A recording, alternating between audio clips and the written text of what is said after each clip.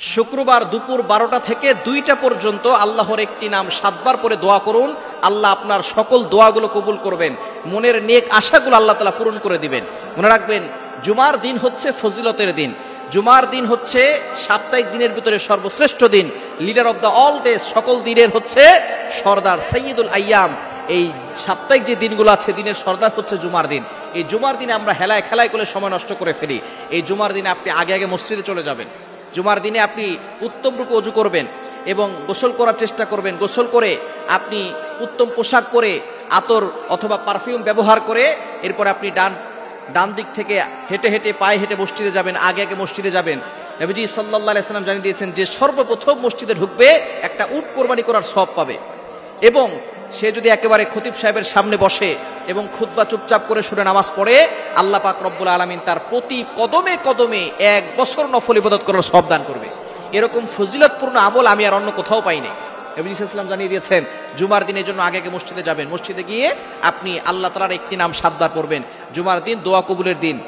জুমার দিন যে সময়গুলো দোয়া কবুল হয়, জুমার নামাজের সময় আল্লাহ পাক রব্বুল আলামিন এই সময় দোয়া কবুল করেন এবং আসরের নামাজের পরে দোয়া কবুল হয়। ইমাম আবু হানিফা রাহমাতুল্লাহি আলাইহি মাযহাব অনুসারে বিশুদ্ধ মত হচ্ছে আসরের নামাজের পরে দোয়া কবুল হয়, জুমার দিন আসরের পরে মাগরিবের পূর্বে। তবে জুমার নামাজের পরেও দোয়া কবুল হয় এবং ইমাম সাহেব, খতিব সাহেব যখন খুতবা দেয় 2 খুতবার মাঝখানে দোয়া কবুল হয়। এগুলো হচ্ছে কিছু কিছু প্রসিদ্ধ মত যে সময় দোয়া কবুল হয়। আপনি জুমার দিন 12টার পরে 2টা পর্যন্ত এই সময় আপনি দুরূদ শরীফ পড়বেন 11 বার। এরপরে আল্লাহ তাআলার একটি নাম পড়বেন 7 বার।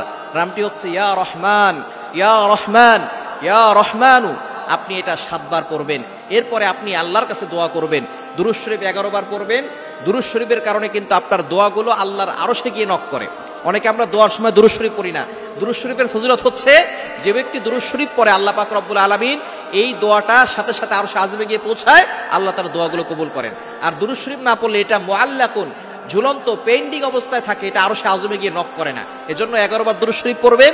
এরপরে 7 বার আল্লাহর এই গুণবাচক নামটি পড়বেন, ইয়া রহমানু, ইয়া রহমানু। এটা 7 বার করে আল্লাহর কাছে দোয়া করবেন।